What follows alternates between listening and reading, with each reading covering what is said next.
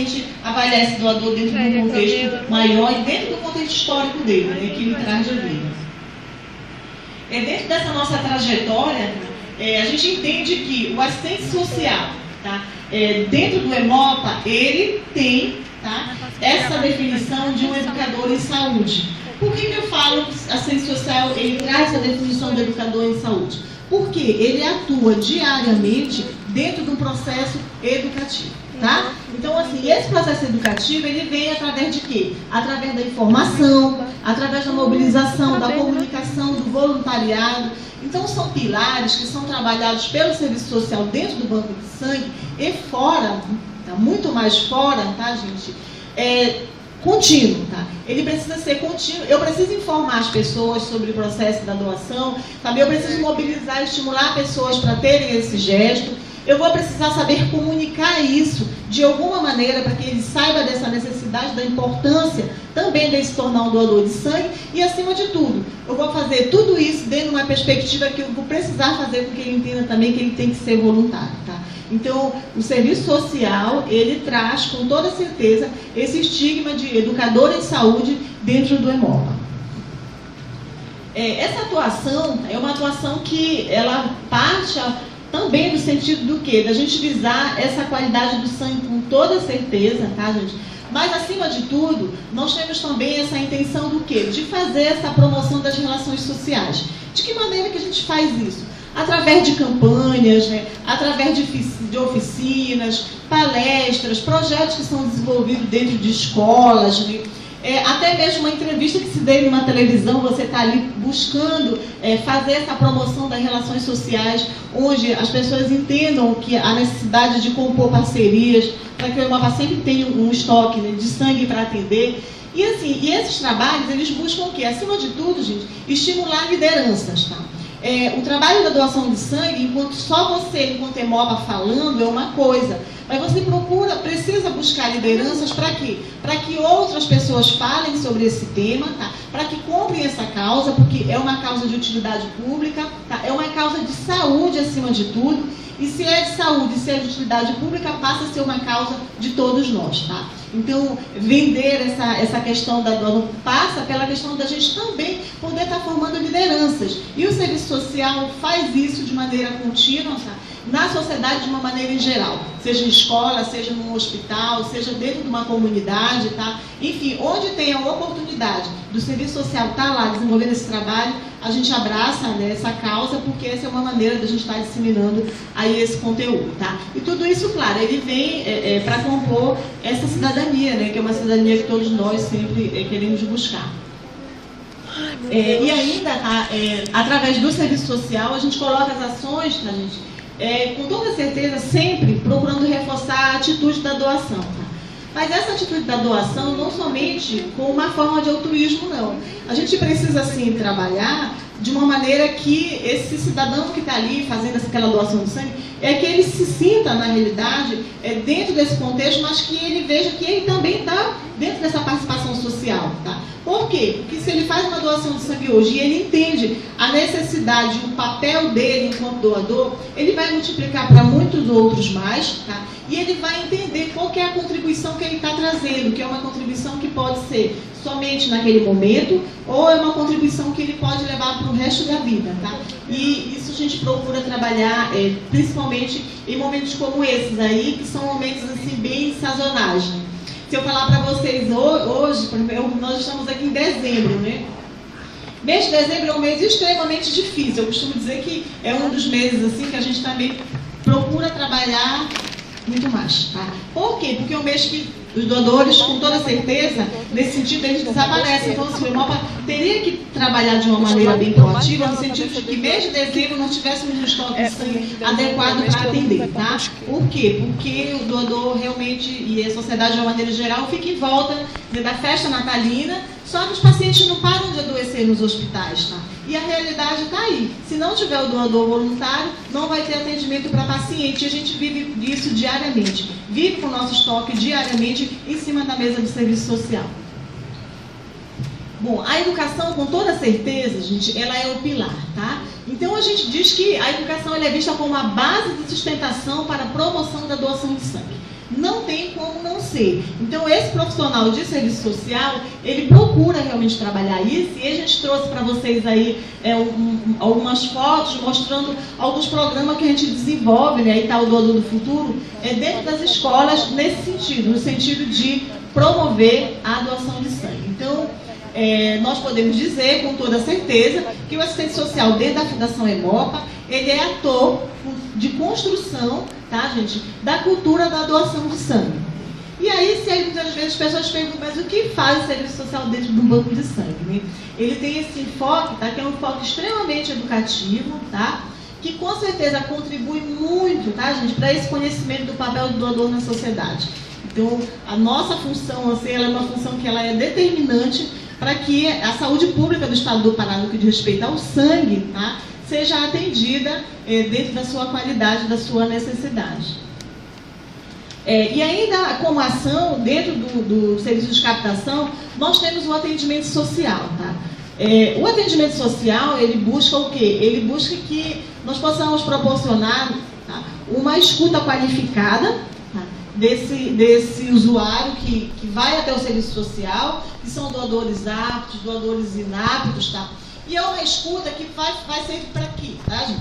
Diariamente também, o serviço social ele precisa desconstruir e construir conceitos. Por que a gente fala isso? Tá? Porque eu vou estar construindo ali valores nas pessoas. Muitas das vezes você recebe um doador que ele nunca ouviu, um candidato, que ele nunca ouviu falar em doação de sangue. Ou então, quando ele ouviu errado. Ele ouviu mitos, ele ouviu tabus a respeito da doação de sangue. Então, naquele momento, esse profissional que recebe esse candidato à doação, ele precisa realmente desconstruir alguns valores que são trazidos pelo aquele usuário, tá? E são valores que muitas vezes ele, não, mas é a minha mãe que disse que se doar sangue uma vez tem que doar sempre, tá? E que esse profissional de serviço social, ele vai estar lá e ele vai ter que desconstruir esse senso comum, tá? E vai construir coisas novas, mas essa construção, ela está em cima de quê, gente? Nós vamos mexer com a cultura das pessoas, com o valor das pessoas, tá? Mas isso é necessário, tá? E a gente tem procurado pontuar muito aí no nosso atendimento social, tá?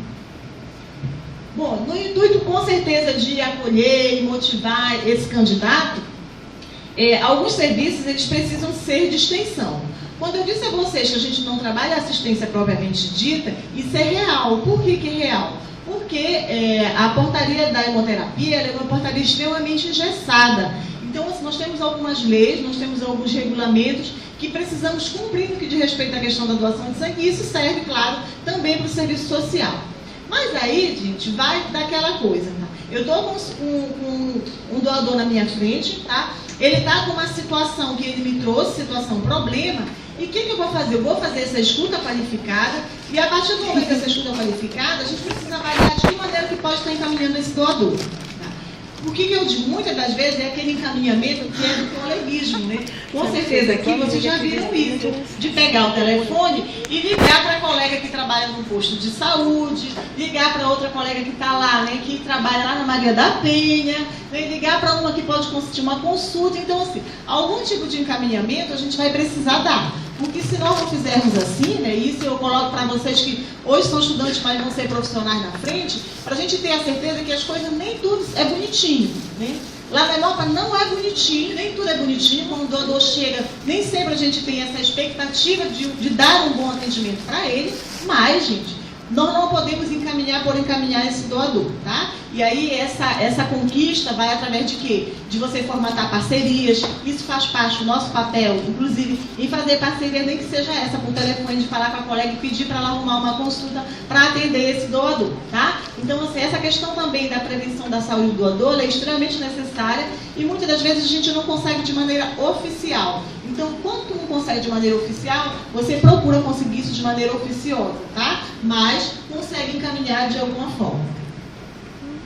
Bom, como referência, nós trouxemos aqui o trabalho de captação hospitalar, que é desenvolvido pela assistência social dentro dos hospitais, e aí eu trouxe a vocês 3 situações, tá? Em que situação o serviço social se insere, gente? Nós temos ali uma fila de pacientes, logicamente, para internar no hospital, daí pelo menos 10% vai ter o desdobramento de precisar de sangue, tá? Pode ser cirúrgico, né? A gente tem um desdobramento de ter os profissionais de saúde de braços cruzados, porque acham que essa responsabilidade é lá do serviço social do Hemopa, tá? Que ele não vai cuidar. E a gente tem aí o resultado, né? Que é uma bolsa de sangue sendo atendida. Então, a orientação dentro dos hospitais, que precisa ser feita pelo Serviço Social do EMOPA, é essa, tá? Procurar o quê? Envolver todos os profissionais da área de saúde nesse contexto, na fala única do tema para a doação de sangue necessária, tá? Para que esses profissionais tenham esses braços descruzados e a gente com certeza consiga atender essa demanda que está aí posta na porta dos hospitais. Contribuindo para esse trabalho, a gente sempre gosta de citar de que maneira que se faz essa mobilização, tá? Isso é dentro dos hospitais, isso aí é feito pelo serviço social necessário, tá? É uma ação que deve ser uma ação contínua dentro do hospital, trazida pelo banco de sangue. Você pode passar. Ainda colocando essa realização de trabalhos educativos, tá? É assim, essa noção de que o Serviço Social do EMOPA precisa de parcerias constantes, é uma noção que ela tem que fazer parte realmente do dia a dia, tá, gente? Porque se a gente abrir mão desse tipo de parceria, como por exemplo o hospital, vai faltar sangue, porque a gente não tem como tirar sangue, que é um medicamento, mas não tem como tirar se não tiver o voluntário dentro da fundação. Então isso aí é bem necessário, tá? Pode ir passando. E aí eu trouxe para vocês aqui mais uma atividade que é coordenado pelo Serviço Social, tá? Que são as campanhas de doação de sangue. Onde você vê uma unidade móvel do EMOPA, tenha certeza que tem um Serviço Social lá e que tem um assistente social lá se descabelando, né? Tentando conseguir doador de sangue, orientando esses doadores, resolvendo, enfim, tá? Procurando dar essa visibilidade dessa necessidade. Então, aqui é a nossa unidade móvel e a gente percorre um calendário mensal, atendendo, principalmente dando acesso à população que queira fazer essa doação, e a coordenação é do Serviço Social. Bom, como eu disse a vocês, nem tudo são flores, e a gente sempre coloca, quando coloca no nosso desafio manutenção de estoque, tá? É porque, assim, gente, tudo interfere no trabalho do Serviço Social no banco de sangue, tá? Por quê? Porque essas interferências, elas são, aí eu coloquei para vocês, período de chuva, tá? Período chuvoso, o doador não vai para lá para a EMOPA de jeito nenhum. Por quê? Porque é chuvoso, tem trânsito, tá? A pessoa não sai com chuva, então é um período assim que pra gente é super difícil, é um período que o Serviço Social precisa trabalhar dobrado para conseguir botar sangue dentro do EMOPA, tá? Então só uma referência que a gente sempre traz, tá? E aí, claro, sempre pontuando que esse trabalho de captação de doadores, ele é um trabalho que ele deve ser originado pelo Serviço Social da EMOPA, mas que deve ser compartilhado com todas essas parcerias aí, para que a gente possa ter um resultado satisfatório, tá? Essa responsabilidade, né, que é uma responsabilidade na saúde pública, para isso a gente precisa ter o quê? Ter interesse pela essa temática da doação, tá? E aí, nesse processo, todos os profissionais, eles podem fazer parte, né? E quando a gente fala todos os profissionais, porque na hora que você precisa de um apoio, que você liga para uma outra instituição, você envolve todas as pessoas. E é independente de ser assistente social, de ser médico, enfermeiro, né? Qualquer um pode compor essa parceria aí do nosso trabalho. Só visualizando aqui para vocês que, quando a gente fala em construir e desconstruir culturas, conceitos, é porque nós trazemos essa gama de desinformação muitas das vezes, tá? Nesse trabalho, e aí a gente precisa trabalhar em cima disso para que isso seja desmistificado e realmente a gente consiga o nosso objetivo. Tá? Vamos passando. Quem gostaria de acrescentar um mito a mais aí? Tem muitos, tá?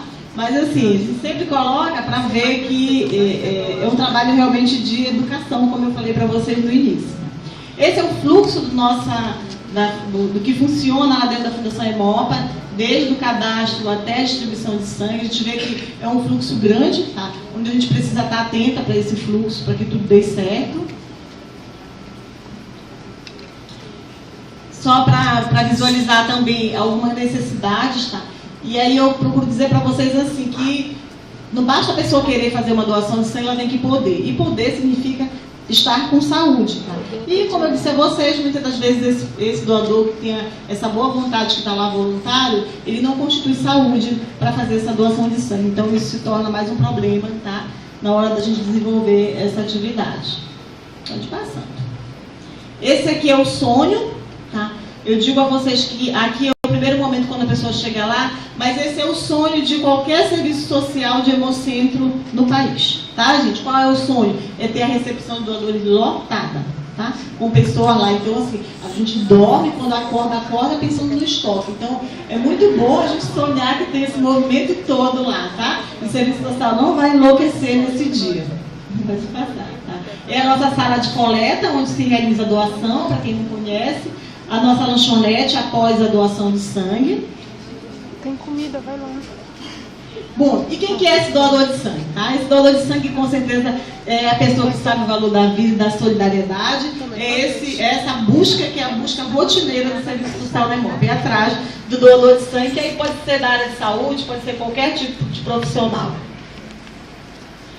Todo o trabalho que se faz, tá? Ele se faz com esse único objetivo, tá, gente? De ter esse produto final. Então, o trabalho que a gente desenvolve, com o Serviço Social desenvolve para chegar a isso, a essa bolsa maravilhosa, cheinha, né? Quem que é o positivo aqui? Aline, a gente Estamos tem que ter o certificado de organização. Tá todo mundo com medo aí. A porta está trancada, gente. Ninguém sai se não fizer doação. Termine, morro de medo. Pode passar, Eu não tá? posso também.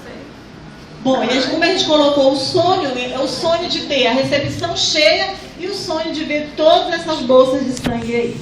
Então esse é o sonho do Serviço Social da EMOP. Só colocando para vocês que uma bolsa que você doa, ela multiplica em 4, tá? Porque esse sangue ele é fracionado. Cada paciente recebe uma bolsinha dessa aí, plasma, plaqueta, grupo precipitado e massas, tá? O nosso estoque de distribuição, assim que fica armazenado, quando está tudo bonito aí a gente fica morta de feliz, né?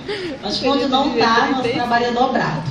Bom, e para finalizar, tá, gente? A gente sempre coloca essa mensagenzinha dizendo que nós, assistentes sociais juntas, nós podemos com toda certeza contribuir no sentido de possibilitar a recuperação de pessoas que necessitam de transfusão de sangue. Então, 100% o serviço social dentro do banco de sangue, ele trabalha dentro do contexto geral da saúde, tá? Porque nós somos a ponta de um tratamento de um paciente, seja ele lá qual for, mas nós temos que ter essa noção que do nosso trabalho depende muita gente, tá? Era essa a contribuição que nós tínhamos a trazer a vocês. Um convite a vocês fazerem uma doação de sangue, aquele convitezinho que está lá no canto, tá? Para quem ainda não fez, tá bom? E quiserem fazer visita ao EMOPA para visualizar o que a gente trouxe aqui um pouquinho na teoria, nós estamos à disposição. Obrigada.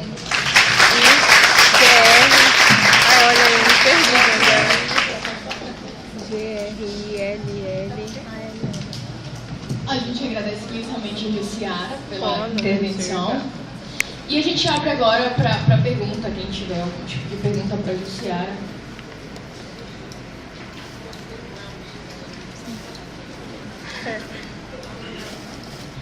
Ninguém? Tem?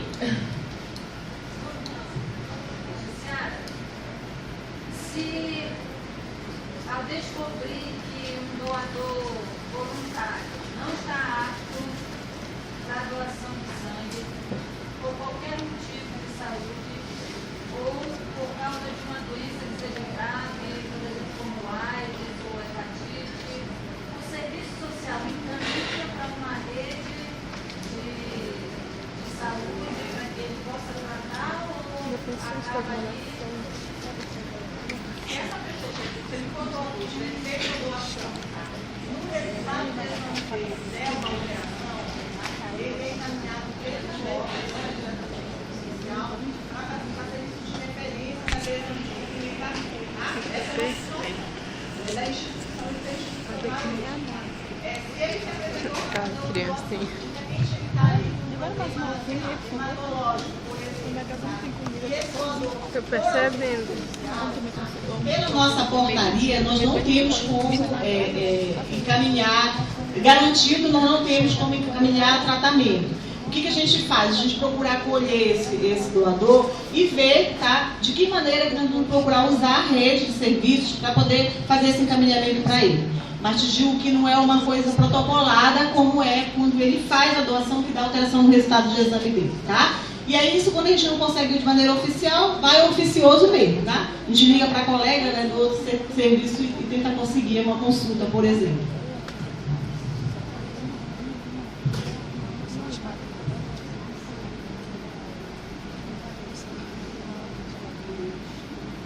Passaremos agora, então, a fala para a Angélica Balmoda, 15 minutos.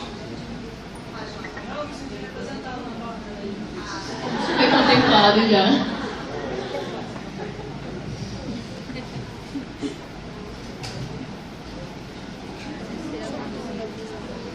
Olha essa daí que a Liv chamou, amiga da Liv.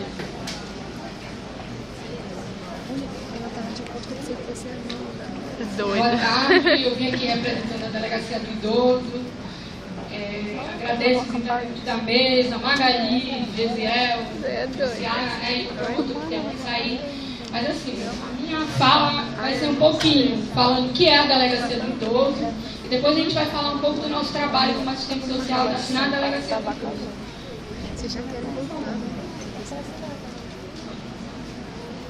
O que faz a Delegacia do Idoso? Protege a pessoa idosa, combate os crimes que têm contra a sua dignidade humana e a violência de seus direitos. O que é, na verdade, a Delegacia do Idoso, gente? Qual é o papel da delegacia? Ela só vai atender os crimes que estão descritos no Estatuto do Idoso. É bom deixar logo claro isso, porque aparecem outras situações pra gente, que daqui a pouco eu vou linkar para vocês, que constantemente a gente vem recebendo, né? Mas aí mais pra frente nós vamos colocar quais são os crimes que nós atendemos na delegacia. Pode passar. Cabe investigar a apuração do crime, sua autoria, lavratura de procedimento cabível consoante na lei. A lei do Estatuto do Idoso, acabei de dizer. São os crimes que são previstos no Estatuto do Idoso. Violação de direito da pessoa idosa, discriminação, abandono, maus tratos, apropriação de bens, proventos e pensão. São esses os crimes que nós, dentro da Delegacia do Idoso, hoje atuamos, tá? Ela passa muito rápido. Artigo 96. Pegar na internet. Discriminar a pessoa idosa nos transportes coletivos e nos bancos. Uma das situações que nós vivenciamos quase que constantemente dentro da Delegacia do Idoso. O desrespeito dentro dos transportes coletivos, gente. Essa situação é pertinente. Tanto que cada vez mais cresce o número de idosos que nos procuram para registrar boletim de ocorrência da questão do desrespeito dentro dos coletivos. Na hora que eles estão nas paradas dos ônibus, o motorista não para, ou então quando eles estão dentro do coletivo, o desrespeito do cobrador com eles. A gente até coloca, gente, porque tem 10% que é reservado lá das cadeiras para os idosos. Muitas das vezes eles ficam à frente, enquanto há espaço atrás, por conta de que eles acham que eles têm que ficar ali naquele espaço do ônibus, né? A gente até orienta e esclarece para eles, gente, é preferível que às vezes passem na roleta, porque eles têm um cartãozinho preferencial. Então, muitas das vezes eles ficam na frente do ônibus e enquanto há vagas atrás, né? Só que aí a questão do desrespeito está muito pautada quando o cobrador às vezes não respeita porque eles não têm aquele passe livre, né? Às vezes só apresentam a identidade lá na filmagem do ônibus. Então muitas vezes eles colocam, olha, não há respeito por parte do cobrador, do motorista. Vou até colocar depois alguns casos para vocês falar que a gente entendeu. Deixar de atender o idoso por idade. Esses casos a gente geralmente vem recebendo dentro dos atendimentos nos hospitais, nos locais públicos. São algumas das situações que a gente também sinaliza e orienta o nosso usuário. O que é que tem? Abandonar o idoso em hospitais, casas de saúde, entidades de longa Acho que permanência. tu pegou lá de casa, né? Congêneres. Essa semana passada nós recebemos um caso Como sabe? a qual nos chamou muita atenção. Porque a gente agora está brincando que a delegacia virou o pronto-socorro do idoso. Por quê? Nós recebemos uma idosa que estava desaparecida, né? Até hoje não se encontrou ainda. A família dela encontra-se atualmente num abrigo. Mas assim, o que acontece? As pessoas deixam o idoso na delegacia porque encontram na rua, né? E vão embora. Só que aí a gente fica sem saber referências. Às vezes o idoso ficou, algumas pessoas deixam o idoso por algum período na casa dela, já atendemos casos assim. E depois eles dizem, olha, eu não tenho como continuar. É a questão da solidariedade mesmo. Encontrou o idoso na rua e leva o idoso para sua casa. Aí começam a acontecer algumas situações que a pessoa não sabe lidar porque não é nenhum integrante da família do idoso, e aí eles estão levando os nossos idosos para a delegacia do idoso, né? Então, semana passada nós recebemos um caso assim, que a idosa estava desaparecida, só que nós estamos encontrando uma dificuldade muito grande para abrigar os nossos idosos, como o doutor Valdir Macieira acabou de colocar. Nós temos dois abrigos, o Socorro Gabriel e o Lar da Providência. O Socorro Gabriel, ele atende idosos dependentes e semidependentes. O que são esses idosos? São idosos cadeirantes e acamados. Esse é o perfil do Socorro Gabriel. E o Lar da Providência não, ele atende os idosos que ainda têm uma certa autonomia. Só que, na verdade, os dois abrigos hoje estão superlotados. E para onde levar os nossos idosos? Então, é essa a nossa inquietação. Muitas das vezes nós não temos para onde levar. E para onde nós estamos levando? Os abrigos de transição. E que são esses abrigos de transição? São os abrigos que, na verdade, as pessoas vão para ficar 72 horas e depois ser integrados ou na família, ou são pessoas que vieram de uma cidade, estão perdidas em Belém. São esses os abrigos que agora estão dando esse suporte à delegacia do idoso. Pode passar, por favor.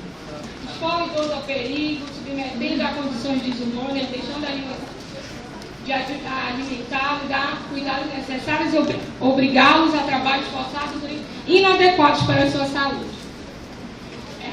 Constantemente nas nossas visitas nós estamos observando esse tipo de situações. Não são muitos casos, até para deixar linkado isso, mas em algumas denúncias que nós vamos, o idoso é aquele que ele tem que levar o neto para a escola, ele tem que cuidar da casa e manter a família. Por quê? Porque a gente vive hoje num mundo totalmente desigual. Não só isso, a gente está vivendo cada vez mais o quê? A questão do desemprego estrutural. Cada vez mais as pessoas o quê? Se encontram dentro de casa, os filhos. Aquilo que o promotor acabou de colocar, a gente vem observando constantemente. A maioria dos nossos atendimentos, eu acho que chega numa faixa de 80%, os crimes acontecem dentro de casa. Os conflitos partem dos filhos, dos netos, pessoas próximas do grupo. Dando-se e proteger, que é o nosso dever. Pode passar. Apropriar-se da aposentadoria, pensão ou qualquer outro rendimento do idoso, desviando de sua finalidade. Por incrível que pareça, um dos maiores atendimentos que a gente vem recebendo hoje, tanto a delegacia como o setor social, é a questão do desvio de proventos que a gente coloca, né, que é a questão dessa apropriação da aposentadoria do idoso. É aquele idoso que não tem mais as mínimas condições de ir até ao banco receber o dinheiro, então fica responsável, ou ele tem um curador, ou ele tem um procurador. O que é o curador? É quando o idoso não tem mais as mínimas condições de ir até o banco por conta de que ele hoje está impossibilitado, está numa cama, não exerce mais essa questão da autonomia. Então o curador, ele vai assumir toda essa responsabilidade, não só financeira, mas dos cuidados diários com esse idoso.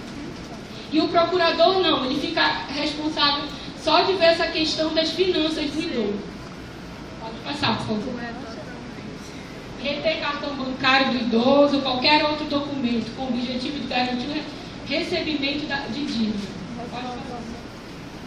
Obrigar ou levar o idoso sem discernimento a assinar a procuração para administrar seus bens.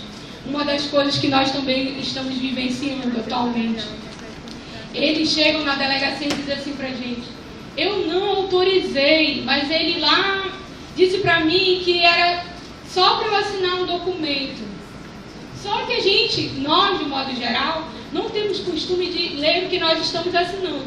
E eles, mais ainda, né, assinam muitos documentos e às vezes eles dizem assim: doutor, eu não sei nem o que foi que eu assinei. Quando eles vão ver, é para ficar responsável pelo cartão deles, é uma procuração da casa, sabe? A gente já acompanhou casos assim, em que o filho foi e vendeu a casa do idoso, e o idoso ficou sem condições, gente, de ter aonde morar.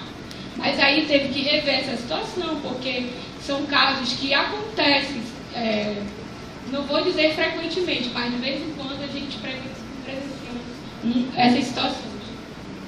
dirigir-se à Delegacia de Proteção ao Idoso ou à delegacia mais próxima de onde ocorre o fato e peça que se registre um boletim de ocorrência policial.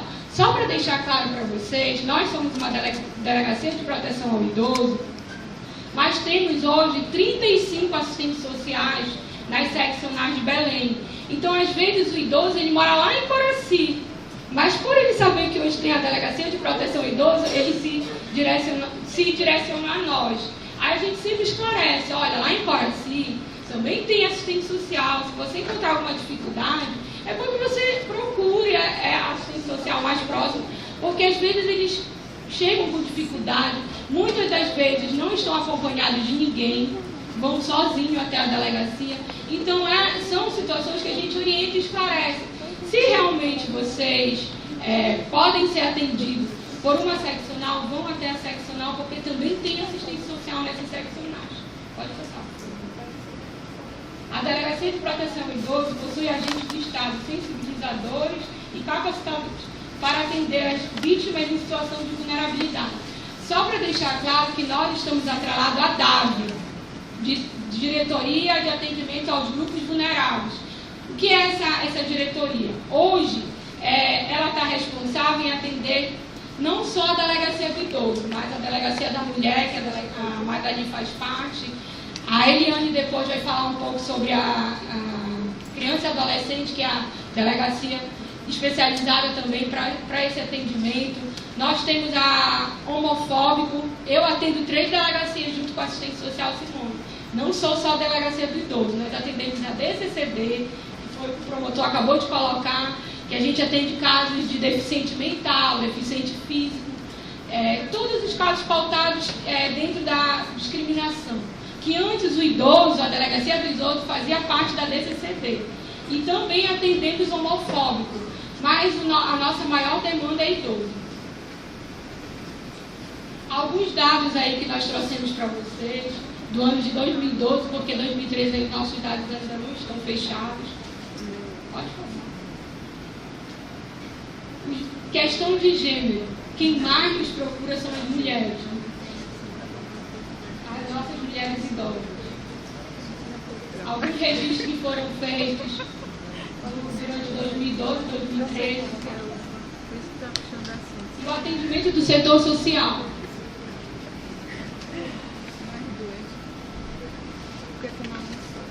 Aqui está o nosso endereço, tá, gente? Se vocês precisarem, na Travessa Bertando Rocha, número 417, bairro da Campina, telefone 3222-7564. Endereço dos outros órgãos que também fazem parte aí. Mudou o toy. Obrigada, queria agradecer aqui a presença dos nossos profissionais.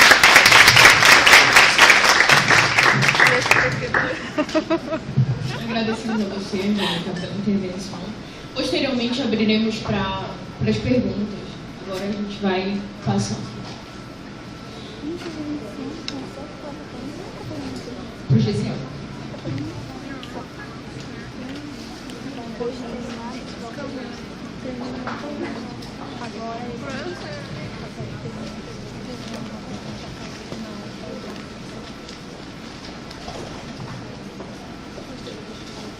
Boa tarde a todos e a todas, mais a todas do que todos. É um prazer estar aqui com vocês, né? Respondendo aí a um convite, né, da aluna Andréia, professora, né, do curso. E nós estamos aqui, o meu tema, falar sobre a questão da saúde mental, né? Um tema que praticamente, muitas das vezes, as pessoas, a gente não vê, por exemplo, geralmente na mídia, nos jornais, a gente fala muito sobre saúde, né? Tem muita discussão, muita reportagem, matéria, mas praticamente com relação à questão da saúde mental, é um assunto muito específico. E a gente realmente agora está mais ou menos saindo alguns documentários, algumas reportagens, mas ainda parece que é um tabu. É uma situação, é um assunto que ainda choca, de certa forma, ainda faz com que as pessoas se sintam assim, ainda com certo preconceito, né? Mas é uma realidade, e é uma realidade que estatisticamente está aumentando, né, a situação dos transtornos mentais na sociedade brasileira, não só na sociedade brasileira, mas como de modo geral no mundo inteiro, né? Agora, é preciso a gente fazer um histórico, fazer um recorte histórico, para que a gente possa entender a questão da saúde mental, né? Partindo da Constituição de 88, né, se você for fazer uma retrospectiva, a saúde mental, como foi tratada no Brasil, né, antes de 88, né, pelos recortes dos documentários, né, e o que a gente tem, publicações, percebe que a saúde mental era tratada realmente como uma questão da loucura na sociedade. Os manicômios, né, chamados manicômios, hospitais que eram mantidos, né, toda essa população, essa demanda era encaminhada para esses locais. Hoje ainda tem alguns resquícios, né, em alguns locais do estado do Brasil ainda tem mantido alguns hospitais desses, né, mas assim, não com mais essa prática, porque era como se era o depósito humano mesmo, né. Aqui em Belém nós temos aqui o histórico, né, Juliano Moreira, né, foi demolido em 84, ficava ali atrás do Adventista, né, a história